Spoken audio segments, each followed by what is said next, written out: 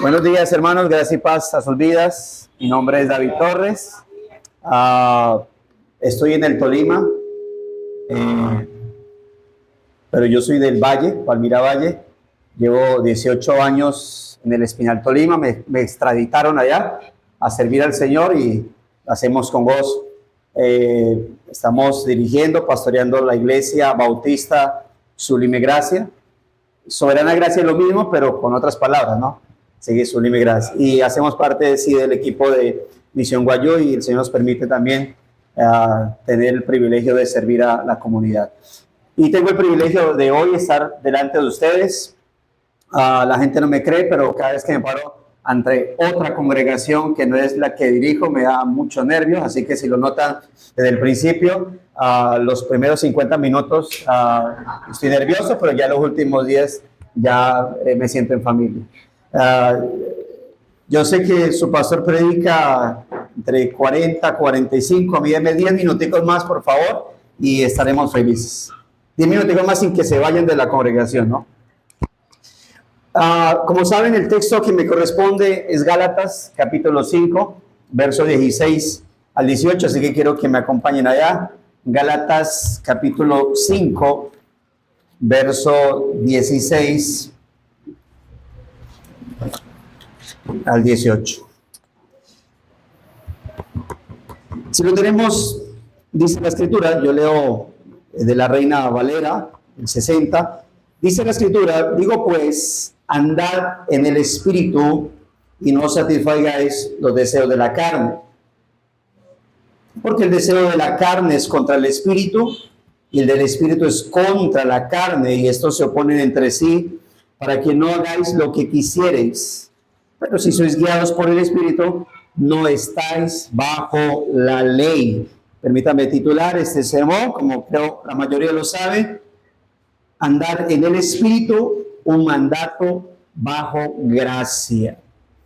Sabemos que un gran sector de quienes conocemos como evangélicos lamentablemente viven en un estado de confusión, ignorancia y o superstición respecto a lo que bíblicamente es la vida cristiana. Se lo dice a alguien que durante sus primeros 10 años de profesión cristiana fue en parte pentecostal, neopentecostal y carismático, extremadamente carismático.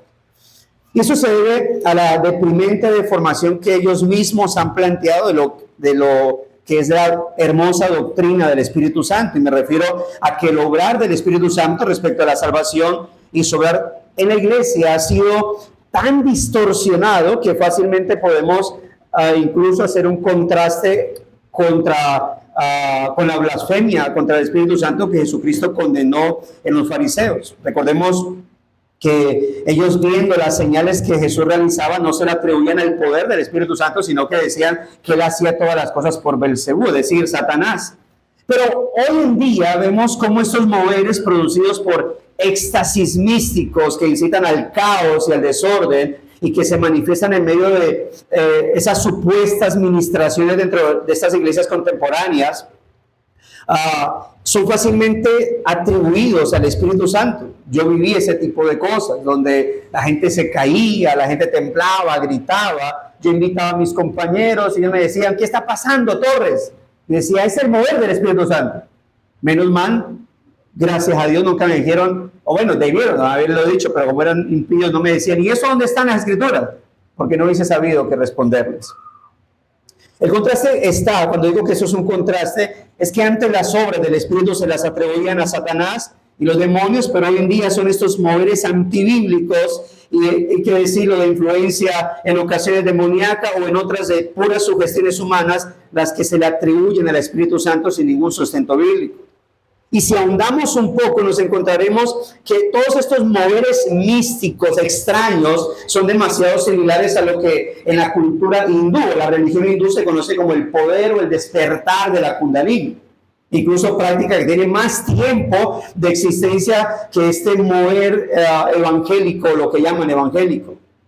Que curiosamente, poco años después de llegar a Occidente, es que empiezan estos extraños moveres dentro de las iglesias evangélicas. Ahora, causando esto que el discernimiento que el cristiano debe tener respecto al hablar del Espíritu Santo se limite a si es partícipe de dicho caos y desorden. Nada más esta semana hablábamos con la iglesia y muchas hermanas decían que algunas se frustraban porque cuando habían estos moveres, ellas no sentían nada y se sentían frustradas porque creían que el Espíritu Santo a ellas no las tocaba.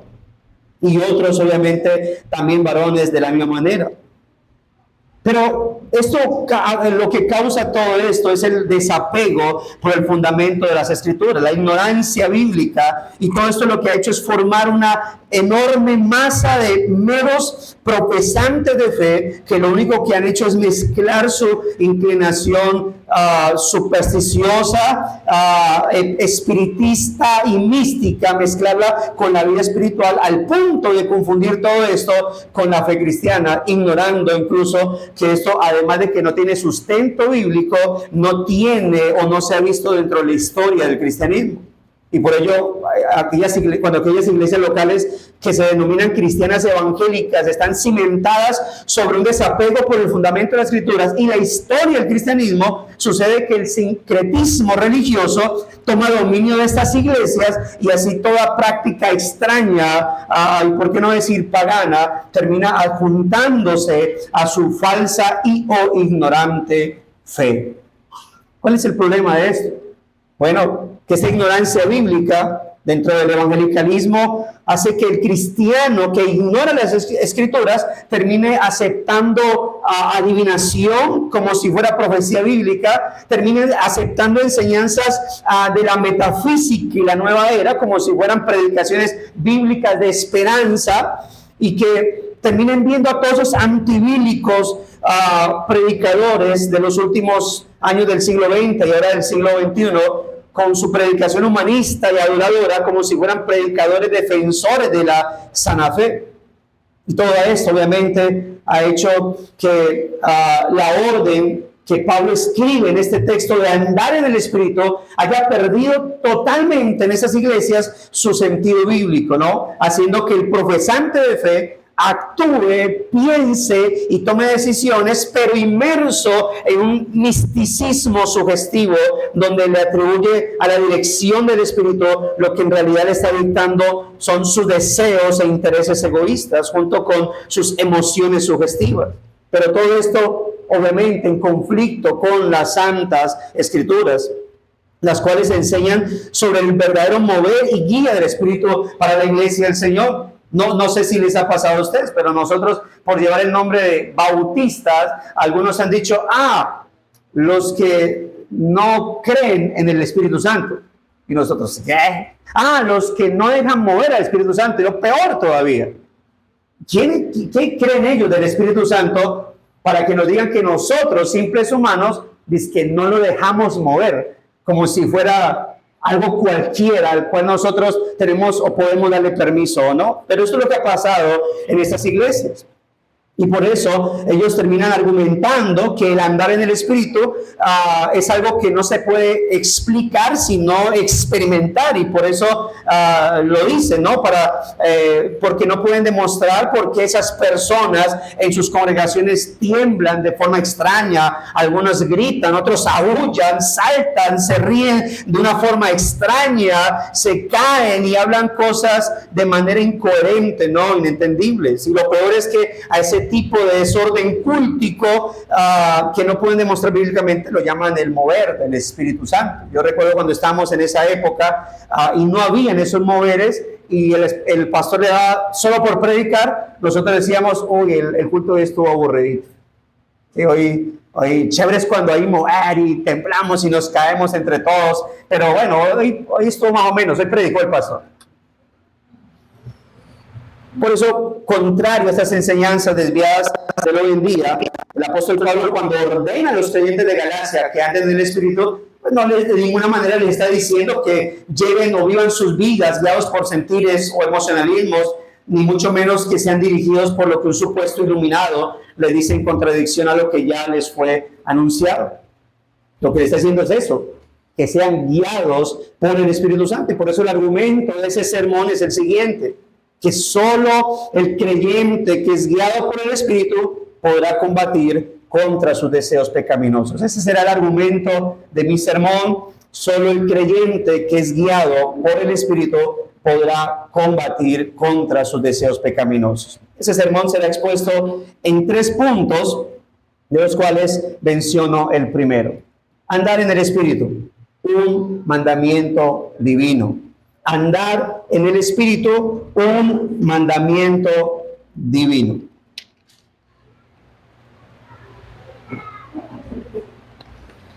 La primera parte del versículo 16 dice, digo pues, andad en el Espíritu. Y a partir de este primer punto se empieza a responder la pregunta, ¿qué significó este mandato a los creyentes de Galacia?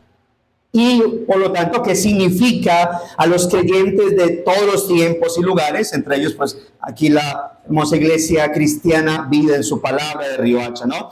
Primero que todo, tengamos en cuenta que el apóstol acaba de decirles, atrasito en el versículo 13, que ellos y todos los creyentes en Cristo hemos sido llamados a libertad. Una libertad que obviamente no significa licencia para transgredir la ley de Dios, sino todo lo contrario. Una libertad que ha sido concedida por Dios mediante la redención en Cristo para darnos la capacidad espiritual de cumplir su ley en amor, en y por amor. Ahora, bien sabemos que esta capacidad no es una nueva fuerza que surge de nosotros, sino que es algo que es obtenido por el Espíritu Santo, que es por quien ahora podemos vivir realmente para agradar a Dios. Nosotros ahora estamos libres en Cristo. ¿Libres para qué? Para hacer lo que antes no podíamos hacer. ¿Qué cosa? Obedecer al Señor. Llevar una vida que glorifique su nombre. Ahora, de allí, obviamente, que el apóstol, a manera de conclusión intermedia, pase a ordenarles entonces que vivan de acuerdo a esa libertad y capacitación que recibe de parte de Dios. Por lo tanto, andar en el Espíritu es vivir o llevar la vida que ahora podemos y debemos seguir viviendo. ¿Cuál? Agradar a Dios. Vivir para el Señor, ya que hemos sido capacitados con el Espíritu Santo para ello. Ahora, ¿por qué digo, o por qué este primer punto lo titulo mandato divino? Dando a entender que andar en el Espíritu en primera medida, como primer punto, es eso, un mandato divino. Bueno, porque el verbo que aquí se traduce como andar está conjugado en tiempo presente, en voz activa y en modo imperativo. De tal manera que eso implica no solamente un acto propio del creyente, ¿sí?, que se lleva a cabo de manera presente y por lo tanto continua, sino también y especialmente una orden apostólica. Esto quiere decir que andar en el Espíritu es la forma habitual y continua en la que debemos vivir, no como opción, sino como ¿qué? Sino como mandato. Yo crecí o llegué al Evangelio, una iglesia donde te decían que para uno poder ser parte del liderazgo de la iglesia, usted tenía que hablar en lenguas. Si usted no hablaba en lenguas, usted no podía ser parte del liderazgo. No había membresía, simplemente usted se asumía que era de la iglesia donde estaba porque llevaba mucho tiempo. Pero si quería acceder al liderazgo, ya es otra cosa. Pero estoy ignorando obviamente que la Escritura dice que desde el día que creímos, fuimos sellados con el Espíritu Santo de la promesa, ¿no?, que es la garantía de la redención de la posesión adquirida. Por eso todo creyente, ¿sí?, que ha nacido de nuevo tiene el Espíritu Santo y por lo tanto es su obligación hacerlo. Reitero, andar en el Espíritu es la forma habitual y continua en la que debemos vivir, no como opción, sino como mandato. Andar en el Espíritu no es un consejo o sugerencia apostólica. No es una consejería con el pastor Andrés, hermano, pues yo le aconsejo que ande en el Espíritu. No, es que si usted es creyente, tiene que andar en el Espíritu, es un mandato.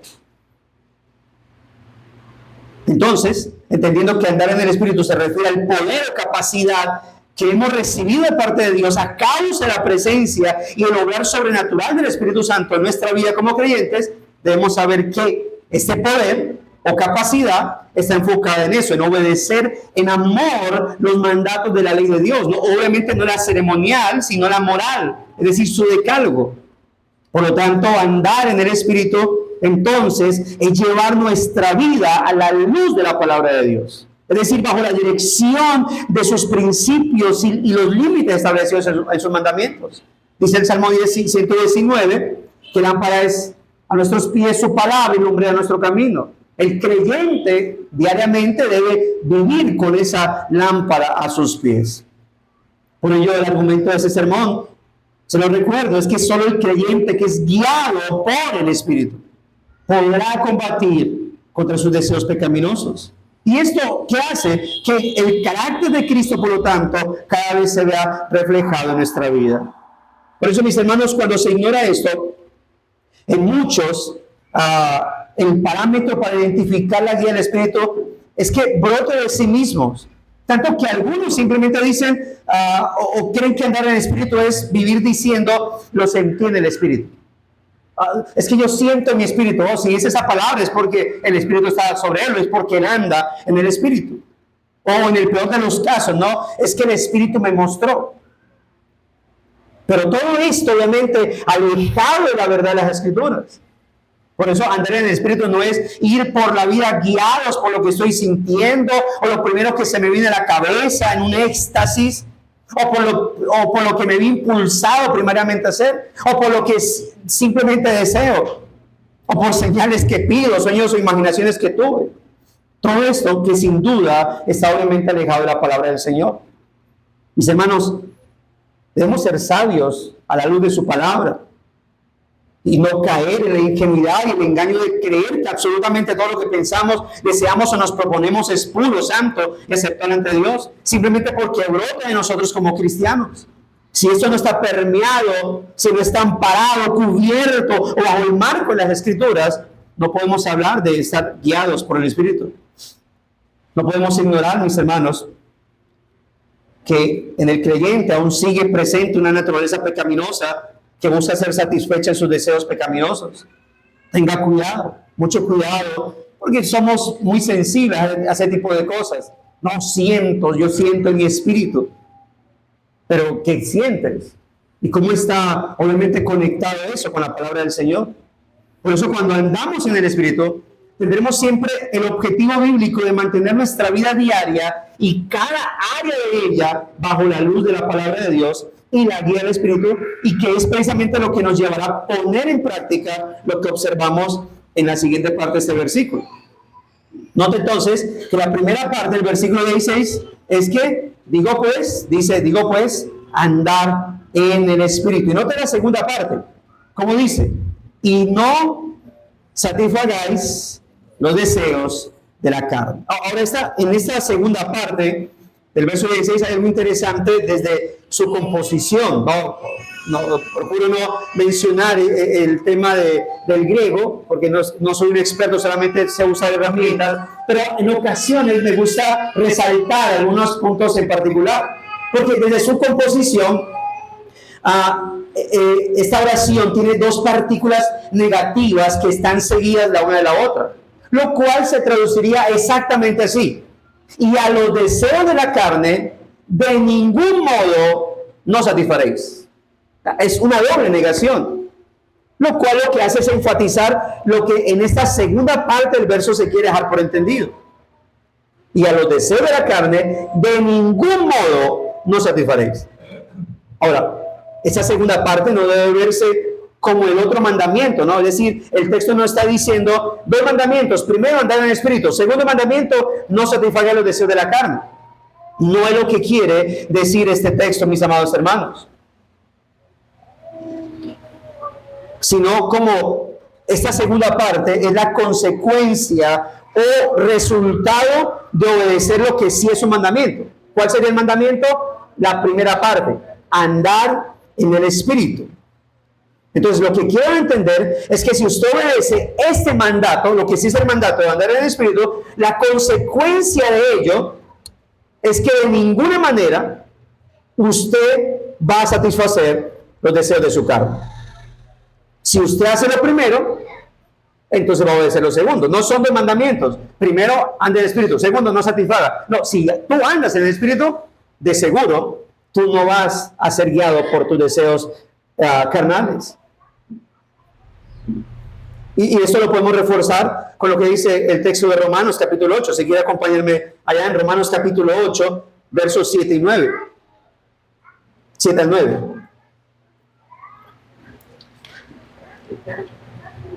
Note cómo el apóstol Pablo va a relacionar estrechamente lo que es vivir según el Espíritu con la capacidad dada por él para vivir en obediencia a la ley de Dios, en contraposición con lo que brota de nuestra naturaleza pecaminosa. Note, verso 7 de Romanos 8. Por cuanto los designios de la carne, ¿qué dice? Naturalmente son ¿qué? Enemistad, son enemistad contra Dios, porque no se sujetan a la ley de Dios, pero tampoco pueden. Y los que viven según la carne no pueden agradar a Dios. Y no te contraste. Pero ustedes no viven según la carne, sino que según el Espíritu. Ustedes andan en el Espíritu. Pero note la cláusula, ¿no? Si es que el Espíritu mora en vosotros. Y si alguno no tiene el Espíritu de Cristo, pues sencillo, no es de Él. Eso nos lleva, hermano, constantemente a reflexionar acerca de nuestro caminar cristiano, de nuestro avanzar. ¿Cómo estoy andando? Por eso, hermanos, andar o vivir en el Espíritu es un mandato conciso y claro para todos los creyentes. Es una responsabilidad cristiana que, además de nuestro deber de llevarla a cabo, es opuesto a lo que espontáneamente surge en la naturaleza, de nuestra naturaleza pecaminosa. Andar en el Espíritu es vivir en obediencia a la palabra de Dios, como dije al principio, porque ahora somos libres para hacerlo. Esa es la libertad que nos ha dado el Señor a través de su redención. Y con eso debemos entender entonces que andar en el Espíritu ciertamente es algo sobrenatural. Yo no le puedo decir a cualquier persona, decir a un inconverso, decirle, amigo, es que tienes que andar en el Espíritu. ¿Por qué? Porque él no ha sido regenerado. Y si no ha sido regenerado, es decir, si no ha nacido de nuevo, anda según la carne. Y él no puede agradar a Dios hasta que el Señor obre en su vida y le conceda el Espíritu de Dios. ¿Por qué? Porque solo el creyente que es guiado por el Espíritu de Dios es aquel que puede combatir contra los deseos pecaminosos de su naturaleza. Así que ahora con nuestra vida en Cristo, entonces, es algo que debemos y podemos hacer. Dios nos demanda algo, con esto de andar en el Espíritu, no nos está demandando algo que nosotros no podamos hacer, sino al contrario, algo que debemos hacerlo y que sin duda alguna se requiere diligencia y gran esfuerzo. ¿Por qué? Porque eso es algo que se encuentra en oposición a nuestra naturaleza humana y pecaminosa. Y eso nos lleva al segundo punto. Entonces, el primero, ¿cuál fue? Andar en el Espíritu es un mandato divino. El segundo punto es andar en el Espíritu. Es una batalla interna. Es una batalla interna. Alguna vez alguien me preguntó, ¿pero es que ustedes, los bautistas, no creen en la guerra espiritual? Y dije, ¿qué? ¿Cómo que no? Yo sí creo en la guerra espiritual. Dije, ustedes reprenden al diablo. Dije, no. A mí no me manda la Biblia a alegar con el diablo en los cultos. Además de que yo no sé si está aquí. Entonces, si usted está reprendiendo al diablo, le decía yo, en su culto, es porque usted está asumiendo que el diablo está ahí en su culto. ¿Y usted cómo sabe que el diablo está ahí? ¿Qué tal que esté en Alemania porque él no es omnipresente? Y usted está hablando solo. Y si usted pone a reprender los demonios, y los demonios y se van, y ustedes quedan hablando solos y pierden el tiempo. Entonces, ¿cuál es la guerra espiritual que usted cree?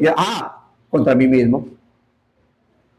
Es que yo peleo todos los días conmigo. Yo soy muy peleón conmigo mismo. A veces me derroto, a veces me venzo. Eso depende de la vida espiritual que llevemos. Y andar en el Espíritu es eso, es una batalla interna. Bien sabemos que estando ya en Cristo, todo creyente empieza a experimentar un conflicto en su ser, donde ha pasado de ser un hombre en el que reinaba una naturaleza pecaminosa a ser una nueva criatura a quien se le ha concedido el Espíritu Santo para que pueda ir en dirección opuesta a su naturaleza humana. Pero cimentar esta nueva vida en Cristo, en sentires y emociones humanas y no en la palabra de Dios, Es lo que hace que se termine creyendo en errores garrafales que le pueden costar la estabilidad espiritual a cualquier cristiano. Verso 17, ¿no? Lo que dice de Gálatas 5. Porque el deseo de la carne es contra el espíritu, y el del espíritu es contra la carne, y estos se oponen entre sí para que no hagáis lo que quisierais. Note que el verso 17 inicia con una partícula argumentativa, ¿no? Porque el deseo. ¿Qué acaba de decir? Bueno, digo, pues anden en el espíritu para no satisfacer los deseos de la carne. ¿Y por qué nos dices eso, Pablo? Bueno, porque el deseo de la carne es contra el deseo del espíritu. En ustedes el deseo del espíritu es contra la carne, y estos se oponen entre sí. Expresiones como andad o de ninguna manera satisfagan, que son las que encontramos en el verso 16, como lo mencioné, y ahora esta que encontramos aquí en el verso 17, que dice, para que no hagan, señala nuestra responsabilidad como cristianos de vivir en santidad. Para que no hagáis, es decir, usted y yo no debemos hacer lo que queramos en nuestra naturaleza. Es nuestra responsabilidad andar en el Espíritu. Es nuestra responsabilidad, con base a ello, no satisfacer los deseos de la carne. Sin embargo, nos encontramos con una batalla interna intensa en la vida de cada cristiano. Esta misma batalla es presentada por el apóstol Pablo. Y quiero, note otra vez Romanos capítulo 8, otra vez allá, y luego regresamos a Gálatas, versos 12 y 13 de Romanos 8. Note que esta misma batalla Pablo la presenta ahí en Romanos.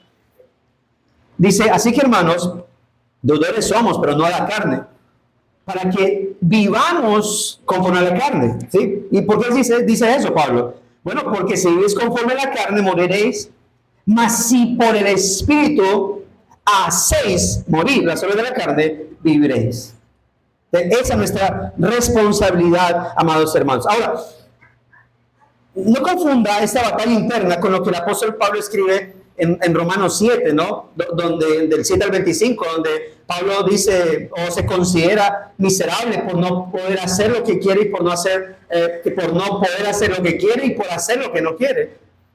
Y algunos incluso toman este texto para decir, no, es que yo peco es porque miserable de mí, ¿quién me librará de este cuerpo de muerte? ¿Tú qué estás diciendo? Pablo lo dijo. Pablo dijo que lo que él quería hacer no podía, y lo que no quería, eso hacía rápido. Y si Pablo lo hacía, pues imagínate que se puede esperar de un pelagato como yo. Pero espérate, hermano, que es que Pablo no está diciendo que él vivía en pecado porque no podía tener su naturaleza. Y hay que entender Romanos 6, 7 y 8, Romanos capítulo 6, capítulo 7 y capítulo 8, Romanos capítulo 6, ¿qué el Señor hizo en mi vida? ¿Cómo me libertó a través de su muerte? Romanos capítulo 7, ¿qué pasa si yo quiero vivir sometido bajo la ley? No puedo hacer nada, voy a perder. Entonces, ¿qué va a pasar? Ok, Romanos capítulo 8, necesitamos la vida del Espíritu en nosotros. Porque lo que no puede hacer la ley, ya que lo único que hace la ley es arrastrarnos más al pecado, sí lo puede hacer el Espíritu de Dios en nuestra vida. Por otro lado, hay que cuidarse de los extremismos, obviamente antibíblicos, que existen con respecto a la santificación del creyente, porque de esto habla Pablo, de la santificación. No sé si ha llegado a escuchar, posiblemente sí, como en el siglo XVII surgió dentro de la Iglesia Católica algo que se llamó, o que terminaron llamando el quietismo espiritual, en el cual se consideraba que la santificación consistía en una rendición pasiva a Dios, que excluía cualquier acción de la voluntad en la búsqueda de los medios de gracia. El problema con esto que se conoció como el quietismo espiritual es que a principios del siglo XIX un grupo de cristianos adoptaron esta postura que había surgido dentro del catolicismo. Por ejemplo, los cuáqueros antiguos fueron influenciados por la predicación de Charles Finney, y muchos profesantes cristianos terminaron defendiendo este quietismo, enseñando que el crecimiento de la santidad consistía en esperar en que Dios obrara en cada uno. ¿Y a qué les llevó esto?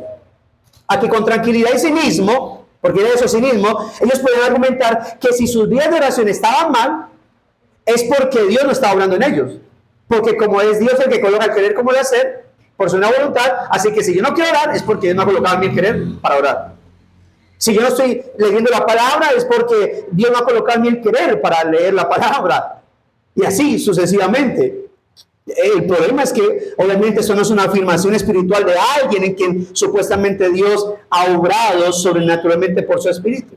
Yo no necesito que Dios como que yo esté durmiendo y entonces abra los ojos, me levante así, me ponga ahí en la cama, luego el Señor me tire al suelo y me arrodilla así abruptamente, me junta las manos y cierra los ojos y empieza a orar. ¿Qué dice la Biblia? Orar sin cesar, orando en todo tiempo. Ya la Escritura nos lo manda y tenemos la capacidad para hacerlo y hacerlo correctamente.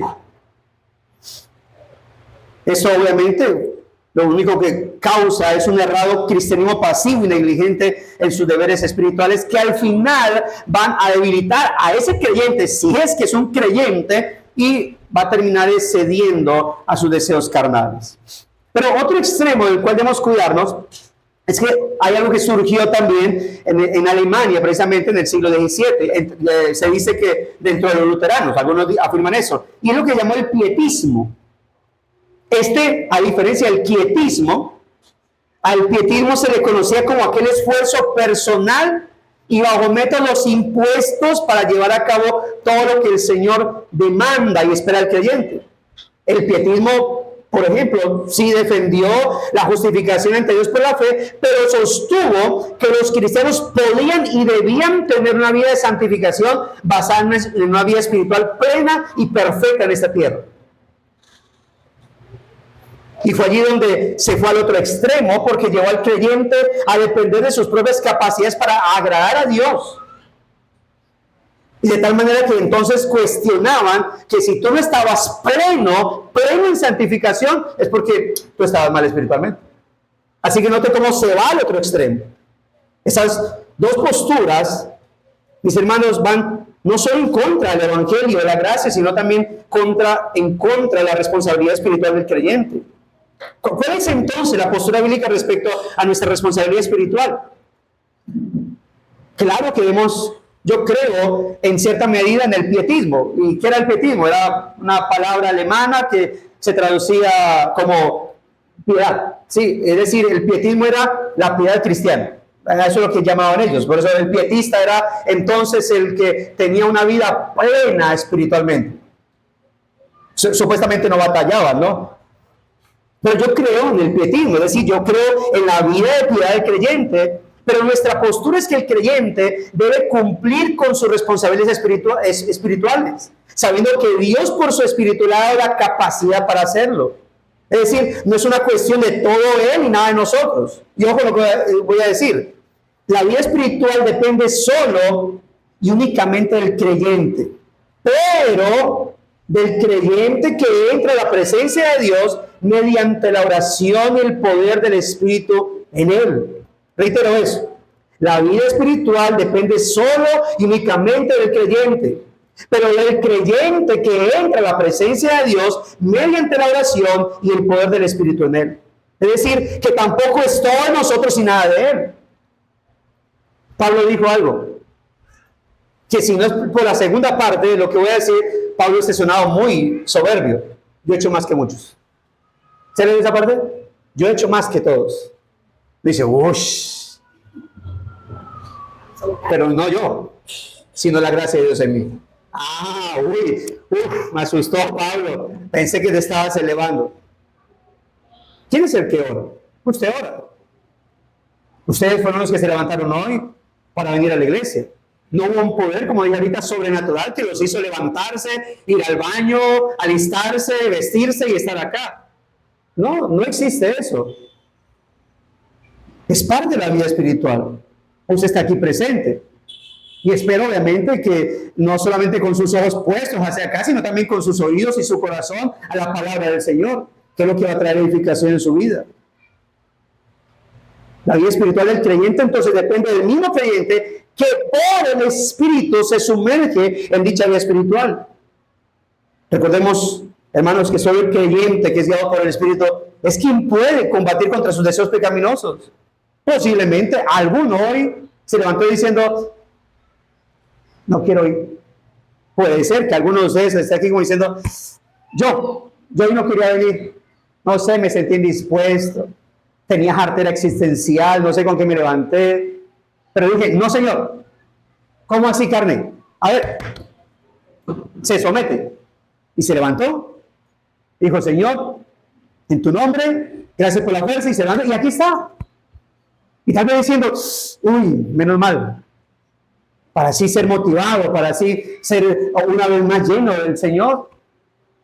Qué gratificante es encontrarse con los hermanos y sentir que los hermanos te dan una mini oración cuando te dicen, hola, Dios te bendiga. Eso es muy gratificante, hermano. Ver a mis hermanos esforzándose en la gracia. Verlos ahí cantando al Señor, orando. Eso fortalece la vida cristiana, sin duda alguna. La vida congregacional, sin duda, es un medio de gracia. Y es aquí, hermanos, donde todo el creyente debe entender y recordar que es el cumplimiento de la responsabilidad que se forja, en ese cumplimiento de esta responsabilidad, donde se forja esa intensa e interna batalla contra sí mismo. Es por eso que ningún cristiano podrá echarle la culpa, y vamos con esto, ningún cristiano podrá echarle la culpa de su pobre vida espiritual al cónyuge. Hermana, ¿por qué no está orando? Mi esposo, perezoso espiritual. Hermano, ¿por qué está orando? Mi esposa, pastor. Ella no ora, entonces me desanima. Mis papás, pastor. Mis hijos, pastor. El pastor Andrés, pastor, no me visitó esta semana. Y yo dije, pues si no me visitó, no oro. Nada, hermano. No podrás. Es cierto que las personas podrían llegar a hacerle tropiezo en sus vidas cristianas, si es que realmente le fueron o le están siendo tropiezos, pero aún así nunca podremos excusarnos en tales tropiezos, hermanos, para no haber tomado la gracia divina y el poder del Espíritu Santo para levantarnos en santificación y servicio a Dios. No es tu familiar el que te dio la libertad para vivir para el Señor. No es tu familiar, no es el pastor el que te dio la libertad para poder llevar una vida que glorificar a Dios. Es Dios, por su Espíritu, hermano. Porque si bien el apóstol Pablo enseña que esos dos poderes, el del Espíritu y el de la carne, se oponen entre sí, sin embargo, con todo el conflicto que se produce entre la carne y el Espíritu en nosotros, el cristiano no está estático ante lo que pasa internamente en su vida. Porque junto a la compañía del Espíritu Santo está la nueva creación en Cristo, o la nueva forma de vida que tenemos en y por el Espíritu. Hermanos, andar en el Espíritu es el balance de nuestro sometimiento y compromiso a la guía y el poder del Espíritu Santo. No somos un cuerpo ahí, un ser inerte donde se metió el Espíritu y empezó a pelear. No, nos dio una nueva vida. Tenemos una nueva naturaleza. Somos nuevas criaturas, hermanos, sobre las cuales por gracia habita el Espíritu del Señor.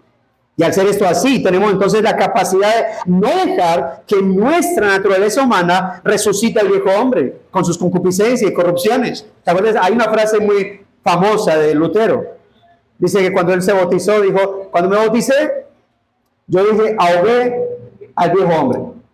Luego me di cuenta que el desgraciado sabía nadar. Y ahora me toca pelear todos los días con él y matarlo todos los días.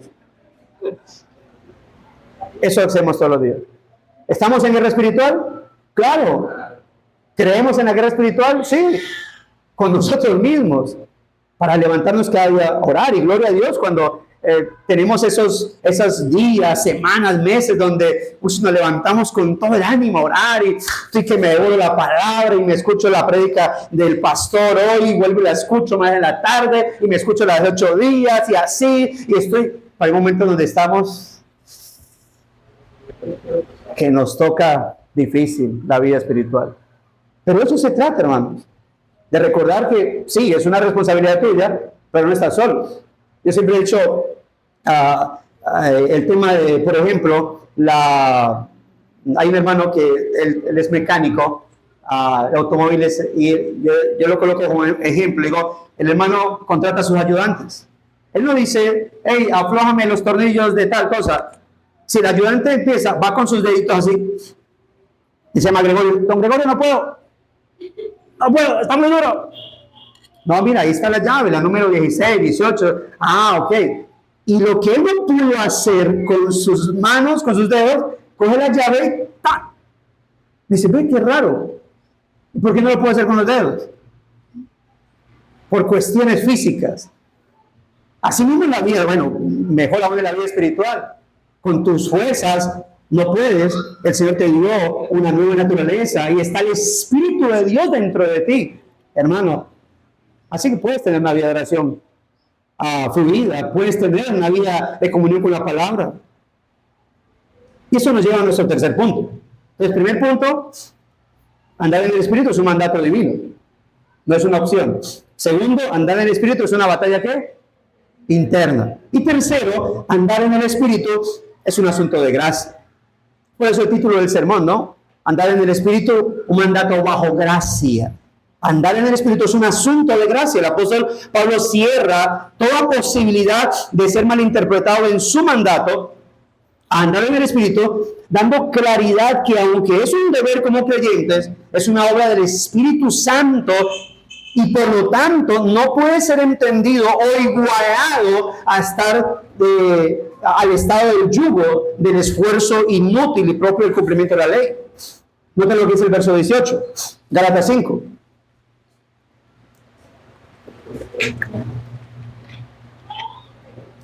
Pero si sois guiados por el Espíritu, ¿qué dice? No está bajo la ley.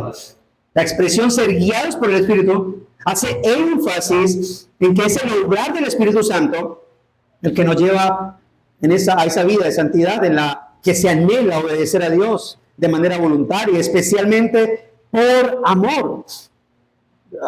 La ley antes era obedécela, o si no, maldición. Hoy la obedecemos, ¿sí?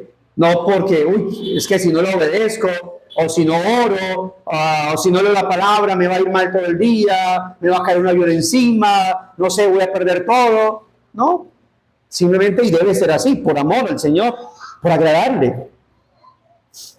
Aquel amor que es el resultado y la evidencia de quien tiene una fe salvadora genuina, por haber recibido al Espíritu Santo como aquel ayudador que se nos ha dado para nuestro auxilio, ayuda y consolación en este duro caminar para la iglesia. Pero su obra va más allá de indicar cuál es el camino correcto. El Espíritu Santo, sin que sea un acto contra nuestra voluntad, es quien impulsa nuestras vidas cristianas por dicho santo camino. Él es el que ilumina su palabra en nuestra vida. Es a quien obviamente debemos pedirle a Dios cuando vamos en las mañanas a leer su palabra, así sea que solamente la vaya a leer. Y si la va a estudiar con mayor razón, debe orar a Dios para que su Espíritu esté ahí presente. Es parte de la obra de gracia de Dios con nosotros, sus hijos, ayudarnos con su Espíritu a cumplir lo que Él mismo les demanda. Recuerde lo que la Escritura dice, el Espíritu de Dios sobre nuestra vida. Es la promesa del Padre dada en Cristo para nuestras vidas. Entonces, el hecho de que el apóstol Pablo haga la aclaración de que si son guiados por el Espíritu Santo, significa que no están bajo la ley, es porque estar bajo la ley es estar bajo la esclavitud y maldición de la misma. En cambio, si estoy siendo guiado por el Espíritu de Dios, tal acto es una consecuencia de estar bajo la gracia y que, repito, es exclusiva de los hijos de Dios. Por eso andar en el Espíritu es un mandato bajo gracia. Ahora leímos Romanos capítulo 8, versos 12 y 13, ¿no? Permítame leer el versículo 14. Voy a leer otra vez desde el 12 al 14 de Romanos 8. Dice, así que hermanos, deudores somos, no a la carne, para que vivamos conforme a la carne. Porque si vivís conforme a la carne, moriréis, mas si por el Espíritu hacéis morir las obras de la carne, viviréis. Responsabilidad nuestra, ¿verdad? Verso 14. Porque todos los que son guiados por el Espíritu de Dios, estos son hijos de Dios. Hermanos, los creyentes, que somos los únicos sobre quienes el Espíritu Santo obra para santificación, sí o sí debemos andar bajo su guía. bajo su poder y en el sendero de la palabra de Dios. Pero este andar ya no es sobre un camino de imposible cumplimiento. Como dije al principio, no le puedes pedir a un no creyente que ande en el Espíritu. Hay que predicar el Evangelio y llamarle al arrepentimiento por si quizás Dios le conceda que se arrepienta. Eso es un llamado para nosotros. Este andar ya no es sobre un camino de imposible cumplimiento que finalmente le anuncia su sentencia culpable, transgresor y condenado, sino que es sobre un camino sobre el cual hemos sido puestos bajo la gracia de la redención y la justificación en Cristo. Por lo tanto, hermanos, es por la gracia de Dios en Cristo que somos guiados por el Espíritu para combatir nuestros deseos pecaminosos. ¿Qué vimos entonces? Que andar en el Espíritu es un mandato divino. Es también una batalla intensa o interna y es un asunto de gracia.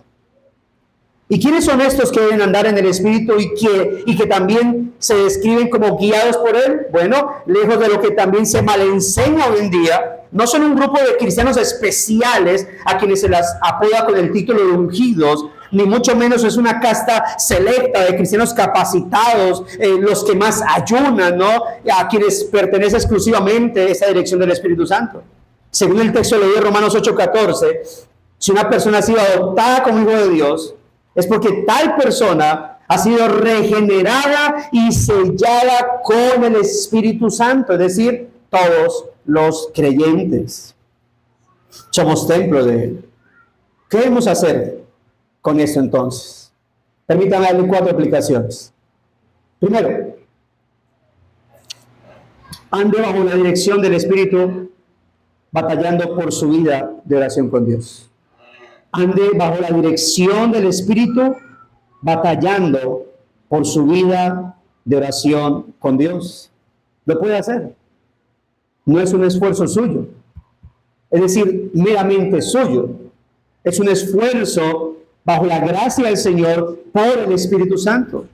Tienes, hermano, el Espíritu de Dios en tu vida, lo cual significa que has sido libertado del poder del pecado. Ya no te domina el pecado. Por lo tanto, aunque la batalla ciertamente es intensa, ciertamente también tiene la capacidad no solo de pelear, sino también de vencer, porque no peleas solo, dentro de ti pelea el Espíritu Santo.